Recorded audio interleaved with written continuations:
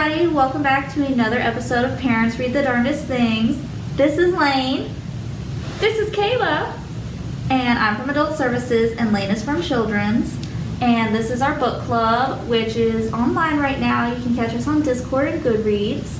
But basically it's where parents, caregivers, and cool adults get together and read whatever we want. Every month we just choose something random, really. It's arbitrary. We have no purpose. Yeah. And read it, talk about it on the chats, and then we make a cool video where Elaine and I tear it apart for you. So, welcome. This is that. This is that. So, we read a graphic novel this time, which, well, I read the online version, which is a webtoon version of a book, and it's The Weight of Our Sky. Yes. And if you don't know what webtoon is, it's a online comic.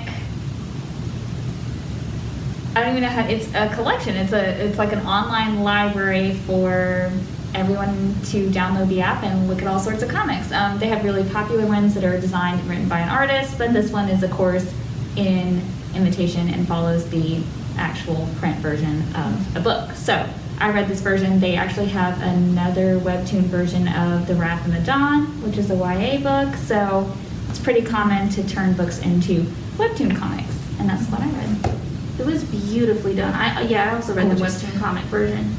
I couldn't resist. No. Because as soon as one of our book clubbers posted that link and I clicked on it, I was just like, It's the art was just beautiful. It's gorgeous. And I read The Wrath and the Dawn as a webtoon, and I feel like because the webtoons are designed by graphic design artists, they're just like spectacular. The illustrations are just so cool. There's a really popular one, Lore Olympus.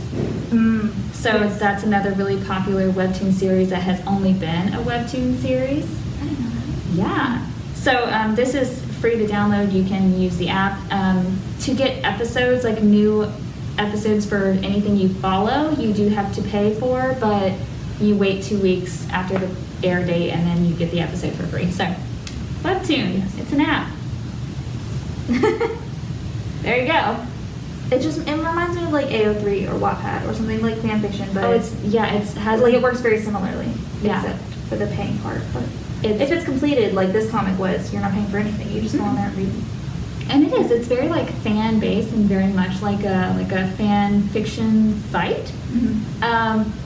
But it does have the vibe of something that's been published. I mean, they're pretty incredible, like either storylines, and the artistry is amazing. Yeah. So highly recommend everyone checking it out, like going to Webtoon and finding a comic, even if it's not this one, finding one that you enjoy, and we can throw up a link to Webtoon in our Discord. Yes. Because they're just like, they're really cool. It's kind of a very unique app.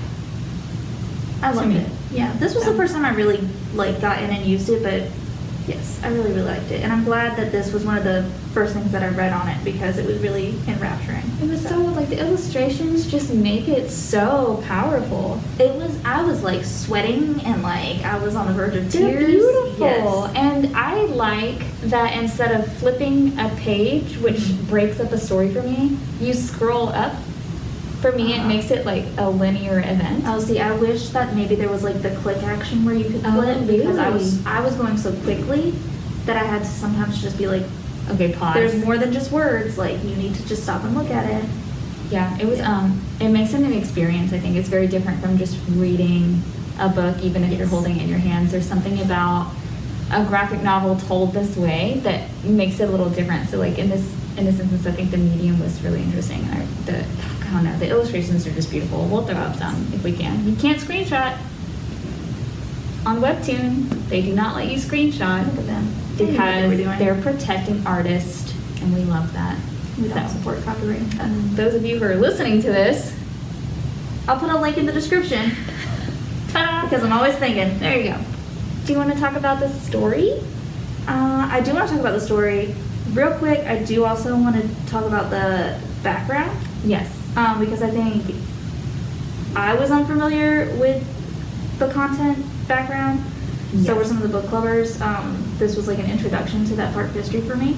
So I'm literally going to read I'm to going you. to throw my up little a tiny quick history. trigger warning. Oh yes, absolutely. That this talks about some aspects of political and socio upheaval, so just be mindful of that, and we will probably talk about some current events too. Yes. So, trigger warning. I'm literally going to read this off my phone. Do it. For everybody. But I did my research, so this is just how I'm going to do it. Okay, so the book is about a girl who was trying to find her mom during the historic race riots in 1969, Kuala Lumpur. Okay? I had no idea what that was. And so when I looked it up, basically it started on the 13th of May in 1969 when the Malaysian general election, the Alliance Party, which was the long-time leading ruling party, they lost some seats to the Chinese majority party. Tensions between party supporters resulted in what is called the 13th May incident, more widely known as the race riots in 1969 in Kuala Lumpur. The term race riots is attached to the event because the country saw division of wealth between people of Chinese descent who lived and worked in mostly the urban areas and people of Malay descent who were generally poor and living and working in rural areas. So when this happened, some Malay groups wanted radical measures in place to institute Malay supremacy, and some Chinese groups wanted radical interests protected. After the election, when the Chinese party won some seats against that ruling Alliance Party, violence ensued. The riots led to a declared state of emergency. There was looting, assaults, arson, and murder. Quote, official figures of casualties are disputed and can range from 175 to 300. Which is a huge difference. Oh, yes. It was Yes. crazy to read. Yes, yes, yes. I liked in the story how it was kind of like you could have placed this girl in any large-scale conflict, Yes. and it was such an individualized point of view, if that makes sense. I could have put her in, the civil rights movements in the United States. We could have put her in a Black Lives Matter protest, and really it was like everything that was around her was so huge, and all she wanted was to find her mom. Yes. Yes. Yeah. And It was background. think that, again, another trigger warning, this does talk about mental health. Yes. And particularly obsessive compulsive disorder. Yes. And the first thing you notice about her Mhm. is that she has an obsession with her mother's death, Mhm. followed by a traumatic event. Those traits had always been there, but following a trauma, it has developed into an obsessive compulsive disorder where the focus of her obsession is her mother's death. Yes. So she compulses, and you see that immediately in the story with her tapping. Yes. And I think that helps bring it into, there is a particular girl in this larger ongoing, and it's her story about how she deals with it Mhm. and all the things that she already has to deal with. Yes. And I think it really does individualize the story. And so you much can- was piled onto her. so much Yes. is piled onto her, and I really, it was kind of heartbreaking. Yes. Like this, and the way the drawings had been, I guess, drawn, had been illustrated where this thing's just always creeping over her. Yes. It's not the political side, it's her own fears. Yes. And it was like, okay, so there's now two things that I have to be scared of in this story that I'm worried about. And one of them was very spooky, and one of them was very large and scary. Yes. And it made a lot of tension in the story. And she's just so tiny. Yes. It was heartbreaking. She was only 16. She had already gone through so much, true, real trauma in her life. She has the manifestation of the jinn around her. Yes. With the OCD, and it's compelling her. And then after she loses her mom, all the rioting stuff around her, that gets escalated so much. And then other people who she cares about, it's manifesting for them. Her best friend, people who are trying to help her. She's like, oh my gosh, it's me. I am the negative thing that could cause them to get hurt. But if I do this magic thing, these countings, Won't happen. maybe it won't happen to them. I can still save them. I can still fix it. It's a lot of pressure that she puts on herself to save the world. And I Yes. think that happens especially when you have large scale things happening in your country Mhm. or your life, things that are bigger than you can control. Mhm. That individualized aspect also makes you think that you can change it, like that you themselves can protect the people you love or change these events that are happening. And she takes on the burden of a whole country for just her, Yes. or a whole group of people. And that happens all the time. Yes. I mean, it happens today. Yeah. And I feel like people have this huge burden to fix things that they can't. Mhm. And she's doing the same thing. She can't stop a death. That's not within anyone's power. Mhm. But I do think that it's very common for a 16-year-old to start awakening to the greater threats outside their lives and Yeah. take on that burden personally and as like a citizen. That's definitely seen here, and I think that's like an important theme. Yes, of I think this it's little an novel. excellent point. Yeah, and the parallels between this individual in 1969 and yeah, you could imagine an individual today Yeah. wanting to take those same measures. Yeah, it's like when we talked about classics and how those themes just reiterate, but it's real life. Mm-hmm. People, humanistic needs, I guess, they don't change. They don't change. And it's I was kind of excited to see, as a person who's like struggled with some obsessive thoughts, mine tends to be more anxiety, but when I was a kid I did used to like feel compelled to do certain things when something scared me, Yes. to like prevent something that was out of my control. Mhm. That sense of control you feel when you give into those compulsions, I think was done very beautifully here. I don't think it was done to romanticize it. I don't think it was done without a lot of research and like sensitivity. Mhm. I could be wrong, so I'd love some like opinions on that. Oh, but yes. as someone who has struggled with it, like I was like, this is a gracious and empathetic way to convey mental health. I agree. I agreed with that very early on because it's kind of jarring within the first few panels, and then you realize what's happening is a manifestation of her OCD. But I think you needed the jarringness because that's the reality for a lot of people who deal with these things. Yeah. And as somebody who, like, I don't have anyone close to me who deals with obsessive compulsive disorder, I wouldn't have seen it in that way. But I think it's important to show people this is a reality. Yeah, and it's a hard reality. Yes, it's hard, it's scary. People have to deal with this. This is what drives people to behave in these manners. I love the way anxieties were portrayed here. Not only just like vision was always over her shoulder and it was huge and it's dark and it's like looming over her, but also that it happened so rapidly. She would be out with her friends, and even like I think it was like episode 2, like chapter 2, she's out with her friends and then it just like strikes her. She's just like, oh my God, my mom's gonna die. Yep. And it's like, that's how anxiety works. Yes. You can feel it build up, and you can feel it build up when you're just walking down the street. You can feel it when your country is falling apart. You can feel it in huge uprising like a protest, or when you just have to call your mom in the afternoon to tell her where you're going.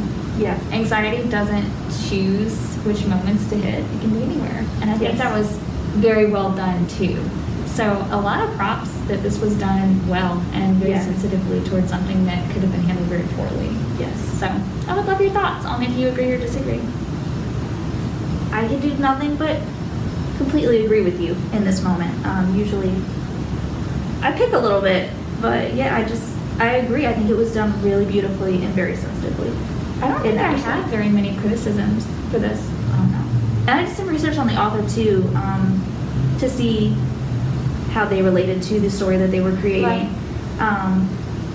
Hannah is Malaysian. I think she's currently like 36, and she only lived outside of Malaysia for the 6 years that she studied in the United States. And she lives right near Kuala Lumpur. So this you is, can imagine she had family members who lived through this. lived through this. Yes, this is not that distant from her life. I think so this is something that I personally struggle with as like a children's librarian, and I order books for kids to read. Mm-hmm. I try to make sure that the author has a point of view that comes from a place of truth. Yes. I don't always love it when I'm ordering a book and it's written by someone who really doesn't have any experience with what they're writing. Mm-hmm. Obviously, you can't have experience on everything, but I want to see some research done. I want to see some, if you haven't experienced this perspective, then some research getting a perspective. Mm-hmm. And that's important to me, like as a children's librarian. And I like that the author does have some context to pull from, Yes. because it makes the story better. And as you can see, the difference between the last book we read and this one, Oh, yes. I don't have as many criticisms because it feels more honest, it feels more vulnerable, and it feels more truthful. Yes. And it's not something someone's just winging. So I really encourage you to read this one if you're into representation of perspectives you might not have ever seen before. And Oh, this yes. is definitely one that seems familiar with protest and riots, but I Yeah. had no idea until I read it. Yes. And I mean, honestly, even just like as a historical fiction book, like even just on a surface level, it was still so well done. And because it explained things so well to me, I was so worried going into it. Yeah. I was like, I don't know where Kuala Lumpur is. Malaysia, okay, I don't cool. know anything about this. 1969 is pretty far from me, but, and I started doing all this research, and then I realized I didn't even need to. They did it all for me. The panels were so well done. It was like, if there were cultural nuances in there, like terms of endearment or like readings, they would have like a little asterisk to explain it at the bottom. Loved it.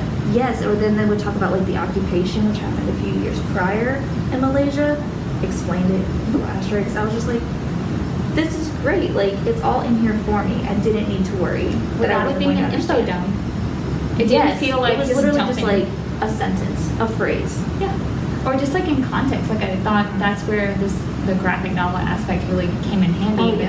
because you could see it in context of what they're talking about or how something was said. Oh, dude, I think this totally validates graphic novels as a learning tool for adults and children. Yes. Period. I could argue with people all day long about how graphic novels are real books and they count towards your reading goals. Yes. Your word count. Yes. Your whatever, your learning goals. I get so frustrated when you would see, I used to be like at circulation before I was upstairs in adult services. Obviously, like, people are familiar with my whole library and everything, whatever. But anyways, I used to just check out the books before I help people do research and stuff. And it would be so frustrating when somebody would have their teen or their little kid come up and have like 10 graphic novels and they'd be like, you need to get, quote, real books. Mom, Graphic novels are real books. those are real books! Now, I will say, okay, I get this a lot. Graphic novels are typically written at a lower level than books that are like paragraph form. Most Americans So- read at like a 4th grade reading level. Most adults' books are written on a 5th grade reading level. So Yes. like your James Patterson is 5th grade. But if you were testing for school, graphic novels probably won't meet your standard. But if you want to learn something, A graphic novel is graphic way novels, to go. especially nonfiction graphic novels, are so Mind-blowing. informative. Mind-blowing. And just like children's nonfiction, it's really just condensed information that you need to know without all these boring paragraphs that you're like, okay, where's the facts? What do I need to know? Children's graphic novels and nonfiction graphic novels and children's nonfiction, super informative. Yes. You remember the guy, I don't know his name. If I remember it, I will put it in here somewhere. But he won Jeopardy like a whole bunch, and he did it by going to his public library and reading Yeah. like the children's nonfiction books. I would recommend to that guy he read some graphic novels. Graphic I bet you he novels would have are won valid. even more Jeopardy. I mean, really, balance your reading. Okay, like as a librarian, balance your reading. But graphic novels Of course, should be you would get included. bored with one genre Yeah. type of book anyway. Flavor your reading palette with Mhm. things that are different, so you have like an expansive taste. It's also a But great graphic novels. introduction for people who, like, they struggle to read, dyslexics, or any kind of, like, learning disability. or you're just like not that interested in reading, because it's much more like a, you know, like a movie or something like that. It goes a lot faster. You can do it in much smaller segments. It's so much more engaging than just Why? picking up like a fat novel. I love webtoons, and I wish that webtoons were on Goodreads. Ooh. Like, because I've read Lore Olympus and I like love it, and it's not a book. There's no book to read. It's only on this format. It's only on this medium. And I'm like, well, I want to say that I read this because I've read like 115 chapters or something. Yeah. Thankfully, this is a book and a webtoon, but I think this goes to show that the different mediums that are coming out that are not just print books are Yes. totally valid. Should you only read those things? Probably not. That's not my advice. Should you consider them reading? It has a diverse palette. Diversity. I agree. We love diversity. But yes. Yes, yes, yes, yes, yes. Yes, yes, yes, yes. Today we're just in harmony and in agreement. And I love it. We're in harmony and agreement. And our hair is the same. And our hair is the same today. We named the planet. I'm just so good at this. Wow. Wow. Congrats to us. Spectacular. 10 out of 10. This book was a 10 out of 10. This book was a 10 out of 10. I really don't have anything negative to say about it. I don't want to give too much away either, in case. Now, I will just say, trigger warning, because if you were going to read the webtoon, it was kind of graphic. It was. Which is Yeah. part of why it was so intense for me. It made it a better story to me, so much more engaging, especially because I don't usually gravitate towards graphic novels or things of that nature, but oh my gosh, it made it amazing. But you should just be aware that it is pretty graphic and intense. But again, like for a YA story, I mean, the intensity is what made it real. It makes sense. Yeah. And yeah, I just really loved this one. Like, I will probably go back and look deeper at the illustrations. Yes, and this author writes in a range of ages. She writes like at least middle grade fiction, I know for sure, as well as young adult. You know, so she's handling it. And I think we'll carry on throwing some tidbits up in the Discord because I think there's a lot to unpack here. Yes, there's so much to say, particularly if you want to compare it to current events. The events of the last year, the events of the last day. We are filming this right after a pretty major event in the United States. Yes. So be aware that that is definitely on my mind, and I'll probably bring it up in the Discord chat. Yeah. I think it's significant that we read this and have experienced some political upheaval of our own. Yes. So just The parallels are quite parallels ironic. over there. Once again, I think we're like reading some minds. We totally read a pandemic book in the middle of the pandemic, Wilder Girls.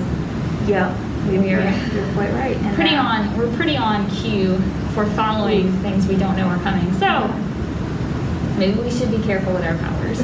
Maybe we should be a little bit more careful. Yeah. Okay, good to know. But yeah, let us know your thoughts on, you know, the history of this, where you stood, if you read it, how you feel about its depictions of mental health. You know, if you liked it as a webtoon or if you preferred it as a book, tell us what you think. You know, hit us up on the Discord, mark it off on your Goodreads list, give it some stars. Yeah, and if you stumble across any more webtoons, send them my way so that I can read them. Send them I to am Lane. obsessed. And then Lane can send them to me and I can be like, Maybe, yes. So, yay, The Weight of Our Skies. 10 out of 10. Yes, Would The Weight of Our recommend. loved it. Loved. Alright guys, well, thanks so much for watching. We love you guys. A We lot. love that you listen, read, and watch with us. I'm Kayla. This I'm is Lane. Hey! So, this has been Parents Read the Darndest Things from the Columbus Public Library.